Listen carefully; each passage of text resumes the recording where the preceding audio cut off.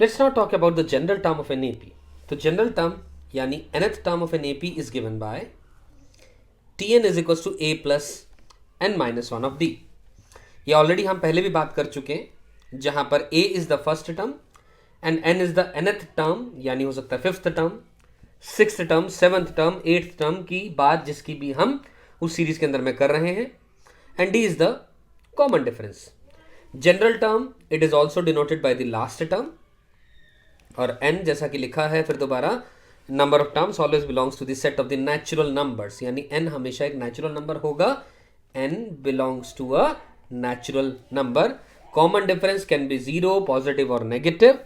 यहां तक की सारी बातें ही this is the sum up of entirely जो अभी तक हमने पढ़ा है. अब अगली बात, nth term from the end is given by. ये थोड़ी खास अलग बात है, ये हमें अच्छे से पढ़ने की और समझने की जरूरत है. क्या nth term from the end is given by, ये लिखा है या ये लिखा है from beginning where m is the total number of term. इस बात को समझने के लिए आप ऐसे समझें, लेट अस से t1, t2, t3, t4 and it goes on up till tm. This is the पूरी की पूरी एक सीक्वेंस है जो कि एक एपी के अंदर में है. एंड ध्यान से देखें कि where m is the total number of terms यहां लिखा है, तो इसके अंदर में नंबर ऑफ टर्म्स मैंने n की बजाय लेट अस से मैंने m ले ली. नंबर ऑफ टर्म्स क्या ले ली? m ले ली. मेरी बात समझ में आती है यहां तक? ठीक है, फेयर इनफ. अगर नंबर ऑफ टर्म्स m ले ली गई तो अब पढ़ो जरा, nth term from the and. nth term from the and चाहिए हमें, यानी जैसे कि अगर इस ऐसे लिखें हम इस बात को t1, t2, t3, t4 and it goes on up till tm-2, tm-1, tm. तो अगर मैं इस पूरी सीरीज की बात करूं, इस सीरीज के अंदर में फ्रॉम द एंड लिखूं, from the and, this is the first term, this is the second term, this is the third term and it goes on, पीछे तक चलता जाएगा, पीछे से आगे की तरफ चलता चलेगा. हम क्या निकालना चाहते हैं? ध्यान से पढ़ें इस बात को. nth term from the end, we are interested in the nth term from end. अब इसको कैसे लिखा गया है आप ये समझें. tm, पहले इस पार्ट की बात करते हैं. tm minus of n minus one of d, ठीक, from the beginning. nth term from the end, it has been written as tm minus of n minus one of d. आइए देखते हैं, इस बात को अच्छे से समझते हैं. क्या समझते हैं इस बात में? tm nth term from the and, हम पीछे से nth टर्म की बात कर रहे हैं. इस टर्म में से क्या घटा दे? n minus one of terms. Example के तौर पे इसको समझने के लिए आप ऐसे समझें, 1, 2, 3, 4, 5, 6, 7, 8, 9, 10. Let us say this is a series in AP wherein there are 10 terms, यानी जो tm है वो 10 है. Let us say यानी 10th टर्म जो है वो 10 है. And say we are interested in finding fourth term from the end. हमने क्या निकालना है? फोर्थ टर्म निकालनी है एंड से. तो फोर्थ टर्म की मैं बात करूंगा. देखो, ये पहली टर्म है एंड से, ये सेकंड टर्म है, ये थर्ड टर्म है, ये फोर्थ टर्म है. मतलब ये तो पता लग रहा है सीधा सीधा आंसर इज 7. ठीक है ना? Fourth term from the end. Answer to this question is 7. This is perfectly clear. अब how did we calculated it?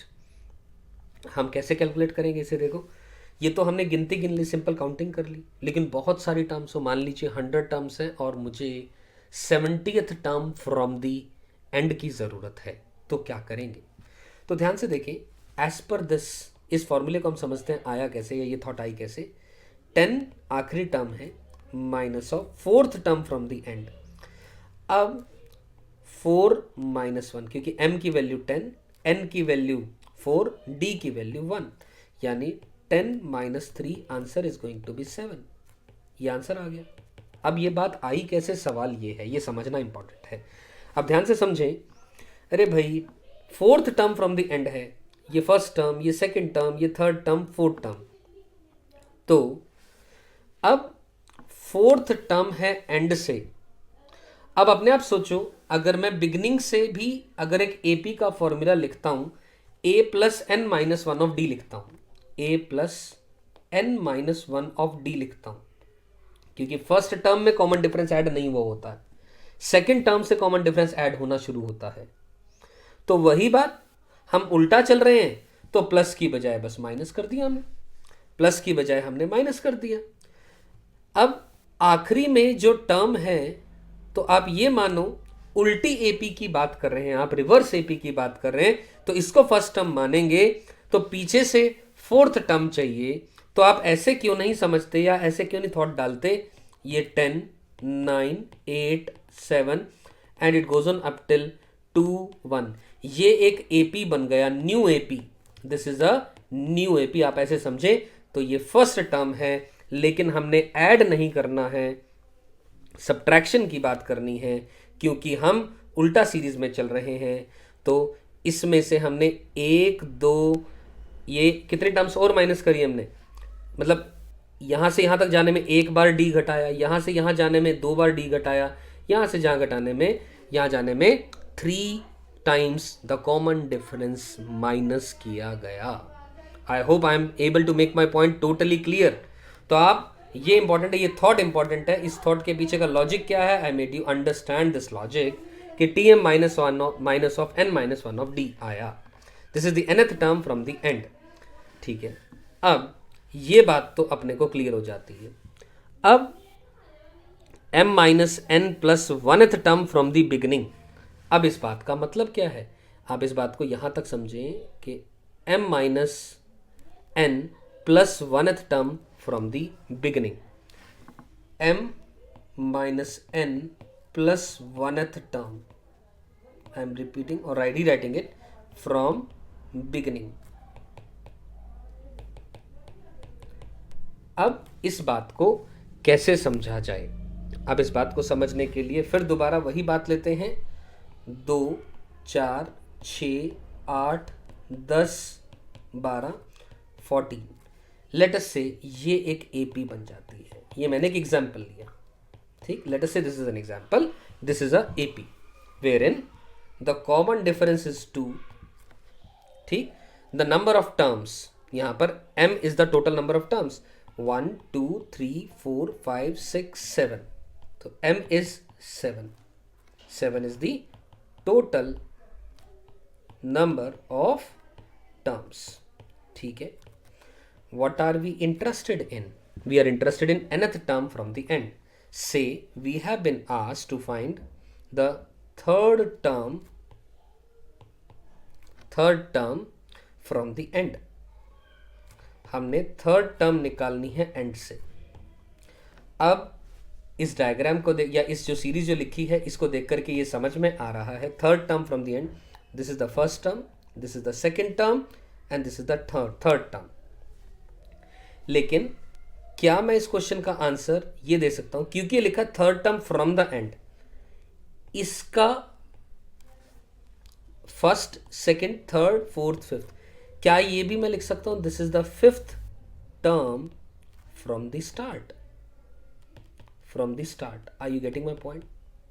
This is the fifth term from the start. I am repeating my statement. ये third term है from the end, first, second, third. पीछे से गिनती शुरू करते हैं तो थर्ड टर्म आती है, लेकिन आगे से गिनती शुरू करते हैं तो पहली, दूसरी, तीसरी, चौथी, पांचवी टर्म आती है ये। अब यही 5 हमने जानना है, because we are interested in finding, हमने क्या जानना है कि जो थर्ड टर्म आखिरी से है वो फिफ्थ टर्म हुई स्टार्ट से, और फिफ्थ टर्म हुई स्टार्ट से क्योंकि हमने जितने भी फॉर्मूले अभी तक पढ़े हैं वो स्टार्ट से निकालने के फॉर्मूले पढ़े हैं। तो हमने क्या कहा, उसका आंसर हमने दिया m कितना है 7 माइनस n कितना है, n इज दी 3 प्लस 1, यानी 7 minus 3 is 1, 4 plus 1 is, this is the fifth term from start. Are you getting my point?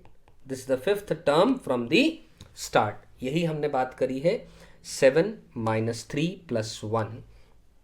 कारण क्या है इस बात का, क्योंकि ये थर्ड टर्म है पीछे से, थर्ड टर्म पीछे से है, तो अब टोटल m टर्म्स हैं, m में से टोटल कितनी है, m है, m में से कितनी टर्म घटाओगे, 3 माइनस 1 घटाओगे, तभी तो वो 7 माइनस का 3 प्लस 1 यानी 5 बनेगा। क्यों? आई एम रिपीटिंग माई स्टेटमेंट, क्योंकि 7 में से यानी इन टोटल में से, इन टोटल में से, इन इस सीरीज की इस पूरी सीक्वेंस में से, इन टोटल में से पीछे से कितनी टर्म, ये दोनों टर्म घटेंगी तभी तो ये टर्म आएगी आगे से, और ये दोनों टर्म घट रही है तो इसीलिए 3 माइनस 1 घटाया गया। ये 3 माइनस 1 क्योंकि इस टर्म को इंक्लूड करते हैं तो ये 3 टर्म्स हो रही हैं, तो उसको तो छोड़ना पड़ेगा क्योंकि वो तो हमें चाहिए आगे से। मैंने बहुत अच्छे से इस बात को समझा दिया है। I am sure you are able to understand that the third term from the end will be the fifth term from the start. The final, अगर इस बात को मैं क्रक्स लिखूं इस बात का, तो टोटल 7 में से 2 घटाऊंगा तो 5 आएगा। 2 इसलिए क्योंकि 7 माइनस ऑफ 3 माइनस 1 करूंगा, क्योंकि आई एम इंटरेस्टेड, मुझे ये वाली टर्म चाहिए ही चाहिए, यानी 10 मुझे चाहिए। तो मुझे अब ये जब पता लग गया कि ये फिफ्थ टर्म है स्टार्ट से, तो फिफ्थ टर्म निकालने का हमारे पास फॉर्मूला है, वो ये रहा, दिस इज द फॉर्मूला। क्योंकि फिफ्थ टर्म निकालूंगा अगर मैं, तो मैं डायरेक्टली आंसर निकाल सकता हूँ, T5 is a plus number of terms, यहाँ पर m है, नंबर ऑफ टर्म्स यानी 7 minus 1 into common difference is 2। तो ध्यान से देखें, 2 प्लस कितना, 7 minus m plus n minus 1। देखिए n कितना है, कौन सी टर्म हमें चाहिए थी, हमें कौन सी टर्म चाहिए थी, फिफ्थ टर्म। तो this is will be the fifth term from the start. तो a प्लस n माइनस 1 होती, 5 माइनस 1 इज 4, 4 इंटू 2 इज 8, तो 2 प्लस 8 आंसर विल बी 10। सो ये हमने जाना, क्योंकि ये हमें समझना ज़रूरी इसलिए है ये फॉर्मूला या ये फॉर्मूला, क्योंकि इससे हम ये जान सकते हैं कि शुरुआत से वो कौन सी टर्म है, और फिर हमारे पास ये जनरल फॉर्मूला है to find the value of that term, कि 5वीं पोजीशन पे शुरुआत से कौन सी टर्म लाई कर रही है। I hope this point is clear.